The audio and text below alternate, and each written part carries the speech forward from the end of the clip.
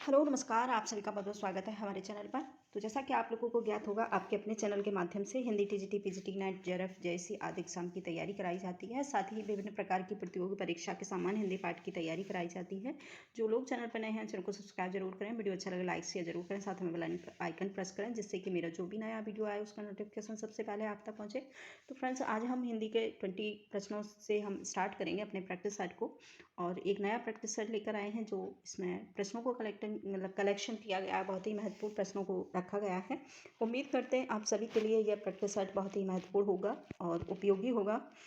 तो और इसके बाद यदि किसी को डाउट होता है तो प्लीज़ हमें कमेंट के माध्यम से बता सकते हैं। साथ ही अपना स्कोर हमें ज़रूर एक कमेंट के माध्यम से बताएंगे। तो सभी से निवेदन है, अपना स्कोर ज़रूर मेंशन करें कमेंट में। तो पहला प्रश्न है, पहला 20 से स्टार्ट करेंगे। पहला प्रश्न है, रचना और रचना काल में कौन सा विषम संयोजक है। ठीक है, अलग हमें जो विषम है वही हमको बताना है कि विषम संयोजक कौन सा है।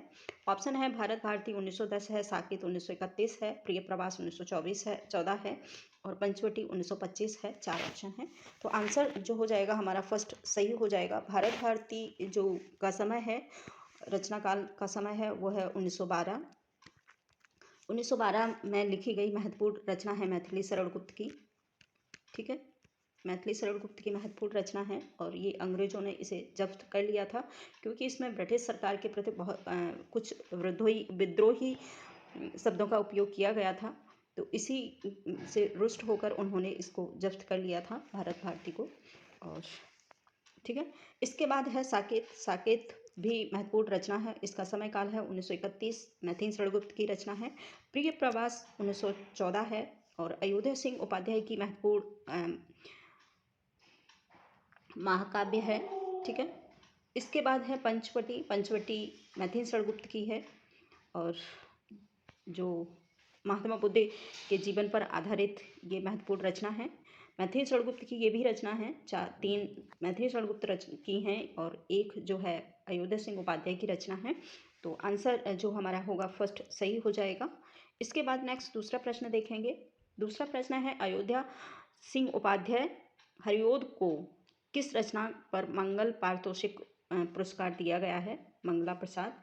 ठीक है, ये बताना है कि किस रचना पर उन्हें मंगला पारितोषिक पुरस्कार दिया गया था। ऑप्शन है, वैदेही वनवास, प्रिय प्रवास, रस कलश और पद्म प्रसून।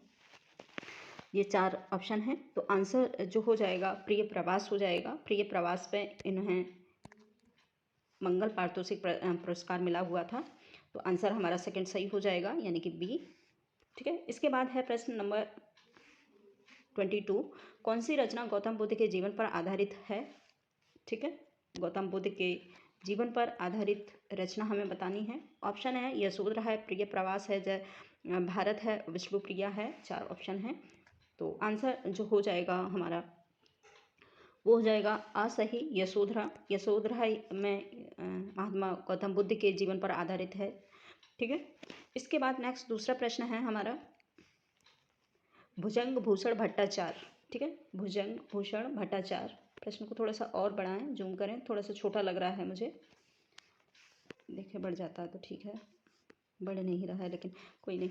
ठीक है, भुजंग भूषण भट्टाचार्य के छद्म नाम से किसने लिखा है, जो रचनाएं लिखी हैं वो किसने लिखी हैं। ऑप्शन है, भारतेंदु हरिश्चंद्र है, बाल मुकुंद है, महावीर प्रसाद द्विवेदी हैं, और इनमें से कोई नहीं। 4 ऑप्शन है। तो आंसर जो हो जाएगा सही हो जाएगा, यानी कि महावीर प्रसाद द्विवेदी। ठीक है, भुजंग भूषण भट्टाचार्य छद्म नाम से इन्होंने ही अपने निबंधों और कविताओं को रचना की हैं। ठीक है, इसके बाद प्रश्न है दूसरा प्रश्न है, चींटी से लेकर हाथी पर्यंत, पशु भिक्षुक से लेकर राजा पर्यंत, मनुष्य, अनंत आकाश, अनंत पृथ्वी, अनंत पर्वत, सभी पर कविताएं हो सकती हैं। ये कथन किसका है। महत्वपूर्ण कथन है, तो आप लोग इसे कथन को जरूर अपने नोट्स में मेंशन करके रखिएगा, क्योंकि ये मोस्टली एग्जाम में ऐसे ही जो कथन हैं वो आते हैं। तो ऑप्शन है, हमें बताना है कि किसके द्वारा लिखा हुआ है। ऑप्शन है, रामचंद्र शुक्ल हैं, भारतेंदु हरिश्चंद्र हैं, मैथिली शरण गुप्त हैं, और महावीर प्रसाद द्विवेदी हैं। 4 ऑप्शन हैं। तो आंसर जो हो जाएगा 24 का वो हो जाएगा द सही। महावीर प्रसाद द्विवेदी के द्वारा ही ये महत्वपूर्ण रचना लिखी गई है, वो सॉरी कथन है। ठीक है, जिसमें इन्होंने कहा है कि चींटी से लेकर हाथी पर्यंत, पशु भिक्षुक से लेकर राजा पर्यंत, मनुष्य, अनंत आकाश, अनंत पृथ्वी, अनंत पर्वत, सभी पर कविताएं हो सकती हैं। ये महत्वपूर्ण कथन है और इसे अपने नोट्स में ज़रूर मेंशन करेंगे। और ये महावीर प्रसाद द्विवेदी के द्वारा ये महत्वपूर्ण कथन दिया गया है। इसके बाद है नेक्स्ट दूसरा प्रश्न है, हम कौन थे, क्या हो गए और क्या होंगे अभी, किस कवि की पंक्तियां हैं। ये भी पंक्तियां बहुत महत्वपूर्ण हैं, बहुत बार एग्जाम में रिपीट हुई हैं, तो सभी से रिक्वेस्ट है इस पंक्तियों को ज़रूर अपने नोट्स में मेंशन करेंगे, ठीक है। और ऑप्शन है हमारे भारतेंदु हरिश्चंद्र है, महावीर प्रसाद द्विवेदी हैं, हरिऔध हैं और मैथिली शरण गुप्त हैं। 4 ऑप्शन है। तो आंसर जो 25 का हो जाएगा वो हो जाएगा द सही, ठीक है। मैथिली शरण गुप्त के द्वारा ही ये महत्वपूर्ण कथन दिया गया है, क्या थे क्या हो गए। और ये दूसरा जो भारत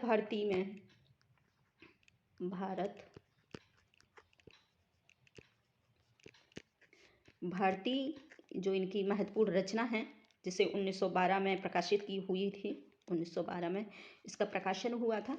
इसी महत्वपूर्ण रचना में इन्होंने ये पंक्तियाँ लिखी हैं, पंक्तियों की रचना की है। हम क्या थे क्या हो गए और क्या होंगे, ये महत्वपूर्ण जो पंक्तियाँ हैं वो भारत भारती रचना से ली गई हैं, जिसका प्रकाशन 1912 में मैथिली शरण गुप्त के द्वारा हुआ था, ठीक है।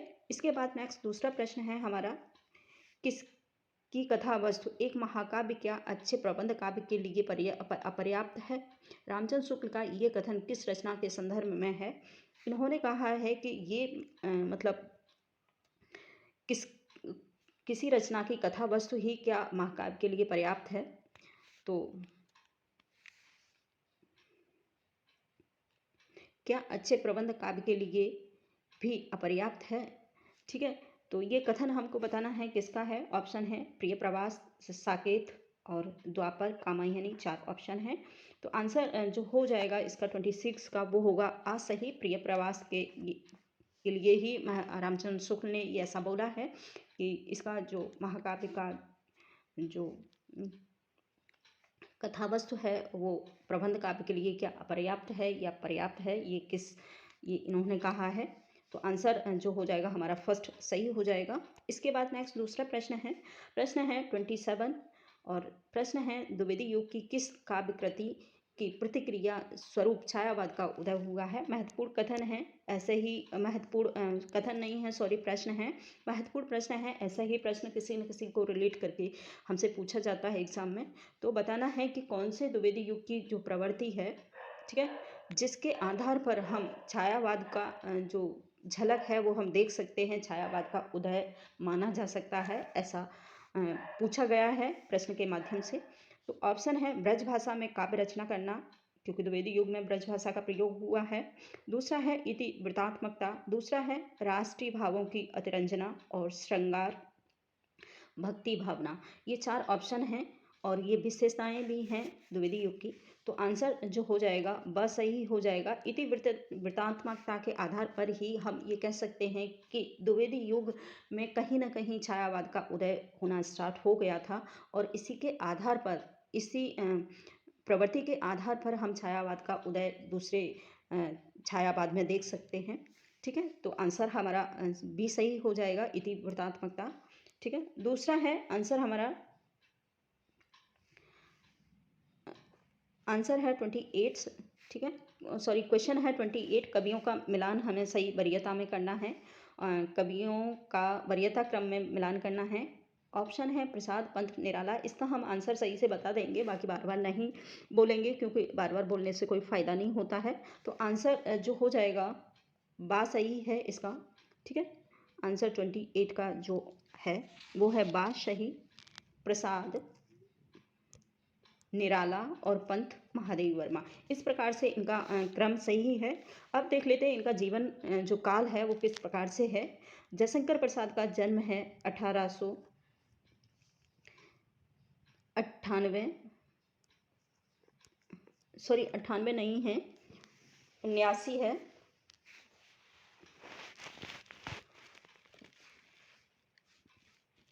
ठीक है। जो प्रसाद का जन्म है 1889 है, ठीक है। इसके बाद इनका जो समय काल है वो 1936 है, ठीक है। 36 में इनकी डेथ हो गई थी। और इसके बाद आते हैं निराला। निराला का समय है वो है 1898, ठीक है, 1898। और इनका जो समय है वो है 1961, ठीक है, 1961 तक ये जीवित रहे हैं। इसके बाद आते हैं पंत।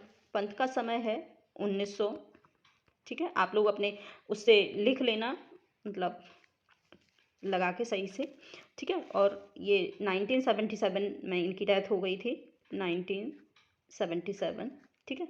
इसके बाद आती हैं महादेवी वर्मा। महादेवी वर्मा का जन्म है वो है 1907, ठीक है, 1907 में महादेवी वर्मा का जन्म माना जाता है।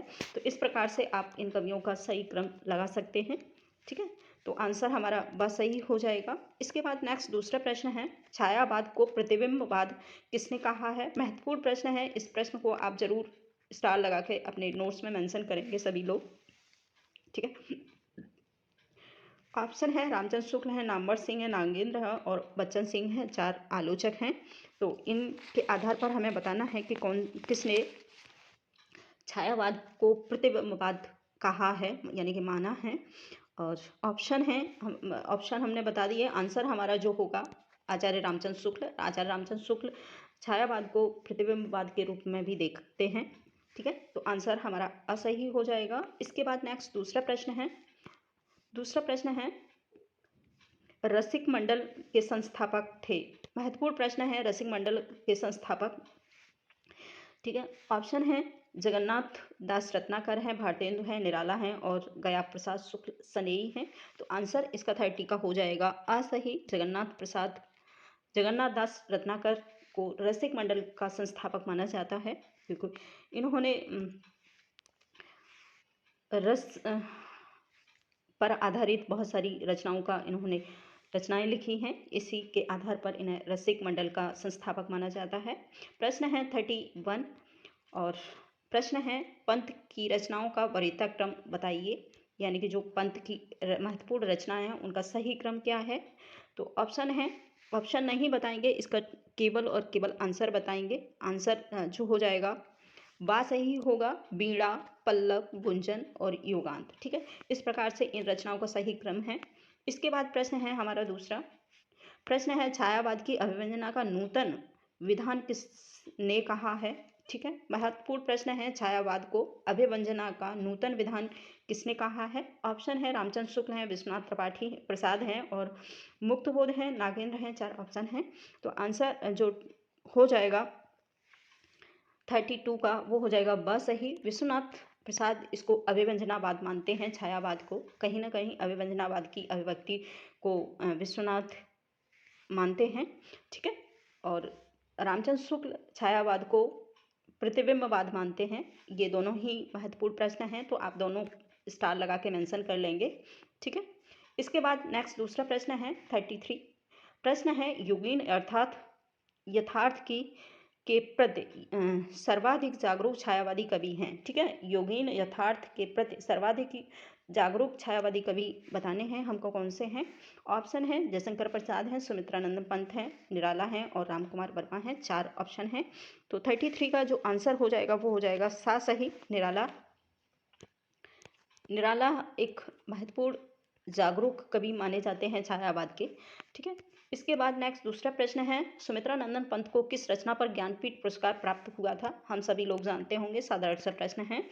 और ऑप्शन है युगांत है, लोकायतन है, कला और बूढ़ा चांद है, चितंबरा है। तो आंसर जो हो जाएगा डी सही हो जाएगा, चितंबरा। इन्हें 1961-68 पर इन्हें ज्ञानपीठ पुरस्कार प्रदान किया गया था, ठीक है, 1968, ठीक है। 68 में चितंबरा पर सबसे पहले सुमित्रानंद को ज्ञानपीठ पुरस्कार प्राप्त हुआ था हिंदी भाषा की जगत में, ठीक है। इसके बाद नेक्स्ट दूसरा प्रश्न है छायावाद के किस कवि को शब्द शिल्पी कहा जाता है। महत्वपूर्ण प्रश्न है ये, छायावाद के किस कवि को शब्द शिल्पी के नाम से जाना जाता है। तो ऑप्शन है निराला है, सुमित्रानंद पंत हैं, जयशंकर प्रसाद हैं और महादेवी वर्मा हैं। 4 ऑप्शन हैं, 4 स्तंभ जो छायावाद के माने जाते हैं, चारों ही ऑप्शन हैं। बताना है शब्द शिल्पी के रूप में किसे माना जाता है। प्रश्न नंबर है 35। तो आंसर जो हो जाएगा सुमित्रानंदन पंत का हो जाएगा। आंसर सुमित्रानंदन पंत है, क्योंकि सुमित्रानंदन पंत की जो काव्य कला है, काव्य रचना है, इन्होंने बहुत ही महत्वपूर्ण प्रश्नों का कलेक्ट अपने कविताओं में किया है और बहुत ही अच्छे शब्दों का प्रयोग किया है, इसीलिए इन्हें शब्द शिल्पी के नाम से जाना जाता है छायावाद में। इसके बाद नेक्स्ट दूसरा प्रश्न है प्रसाद की रचना का वरीयता क्रम बताइए, यानी कि प्रसाद की कौन सी रचना किस समय काल पर लिखी गई हैं, इस रचना को समय काल बताना है।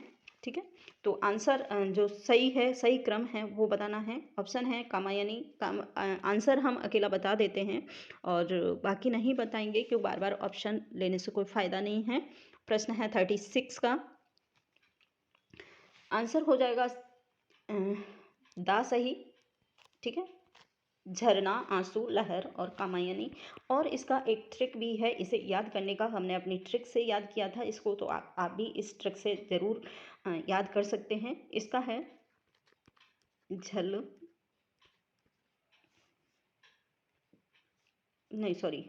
ऐसे किया था झालका। ठीक है, झालका के नाम से हम पूरी इनकी जो छायावादी रचनाएं हैं, ये मोस्टली प्रसाद की छायावादी भी रचना है। छायावाद के काल में तो लिखी गई हैं, लेकिन छायावादी भी रचनाएं हैं, इनको झालका के नाम से हम याद कर लेंगे क्रम से, और ये हम हमेशा याद रखेंगे। ये भी हम बता सकते हैं कि ये छायावादी रचना है और इस क्रम से है। ठीक है, और झरना से झा है, आ से आंसू है, लहर से ला है और कामायनी का। ठीक है, इस प्रकार से हमने अपनी इस ट्रिक से याद किया था, आप लोग भी इसी ट्रिक्स को अपनाएंगे। इसके बाद है नेक्स्ट दूसरा प्रश्न, प्रश्न नंबर 37। पुष्प की अभिलाषा कविता के रचनाकार कौन है। महत्वपूर्ण प्रश्न है और मोस्टली आता रहता है, सभी लोग जानते होंगे, तो आंसर इसका हो जाएगा माखनलाल चतुर्वेदी। इसके बाद प्रश्न है परमेल किसका काव्य संग्रह है। तो हम सभी लोग जानते हैं परमेल किसका काव्य संग्रह है, और आंसर है निराला, श सही होगा। इसके बाद नेक्स्ट दूसरा प्रश्न है परमात्मा की छाया आत्मा में पड़ने लगे। प्रश्न है आत्मा की छाया परमात्मा पर पड़ने लगती है और परमात्मा की छाया आत्मा पर पड़ने लगती है। ये प्रश्न दोबारा से रिपीट हुआ है, तो आप लोग समझ सकते हैं। आंसर जो होगा इसका राम कुमार वर्मा हो जाएगा। ठीक है, इसके बाद नेक्स्ट प्रश्न है प्रश्न नंबर 40। प्रगतिशील संघ की जो लेखक हैं उनकी स्थापना वर्ष बताना है। प्रगतिशील लेखक संघ की स्थापना का वर्ष क्या है ये बताना है हमको। ऑप्शन है 1930 है, 1931 है, 1936 है, 1939 है। 4 ऑप्शन है, तो आंसर जो होगा सा सही हो जाएगा। 1936 में प्रगतिशील लेखक संघ की स्थापना हुई थी और इसके जो अध्यक्ष थे वो मुल्कराज और सज्जाद जहीर माने जाते हैं। ये दोनों ही अध्यक्ष के रूप में इन्हें स्थापित किया गया था, तो आंसर जो होगा हमारा 36 हो जाएगा। ठीक है, इसके बाद है प्रश्न दूसरा। प्रश्न है प्रगतिशील लेखक संघ की स्थापना से किसका संबंध है। ठीक है, प्रश्न है उसी से रिलेट है। प्रगतिशील लेखक संघ की स्थापना जो हुई थी 1936 में, और उसके संस्थापक कौन थे, यानी कि किसने इसमें अपना योगदान दिया था। ऑप्शन है मुल्कराज आनंद और सज्जाद जहीर। उपयुक्त में से दोनों या कोई नहीं, तो आंसर हमारा सही हो जाएगा। उपयुक्त में से दोनों ही इन्होंने योगदान दिया था, मुल्कराज आनंद और सज्जाद जहीर। ठीक है, तो आंसर हमारा सही हो जाएगा। इसके बाद है प्रश्न नंबर 42। युग की गंगा के रचनाकार कौन हैं। ठीक है, महत्वपूर्ण प्रश्न रचना है, तो बताना है। आंसर है राहुल साकृत्या, नागार्जुन, मुक्तोद और केदारनाथ अग्रवाल। तो युग की गंगा जो आंसर है, जो रचना है वो है केदारनाथ अग्रवाल के द्वारा लिखी गई महत्वपूर्ण रचना है। याद रखने की ज़रूरत है इसको, क्योंकि बहुत बार ये रचना आती है। ठीक है, इसके बाद प्रश्न नंबर है हमारा 43 है किस कवि की अधिकांश कविताओं को सपाट, ऊबड़ खाबड़ और दलीय पोस्टरी कहा जाता है। तो बताना है कि किसकी ये रचना है जो इस प्रकार की हैं। अधिकांश कविताओं का सपाट और ऊबड़ खाबड़, दलीय तथा पोस्टरी माना जाता है।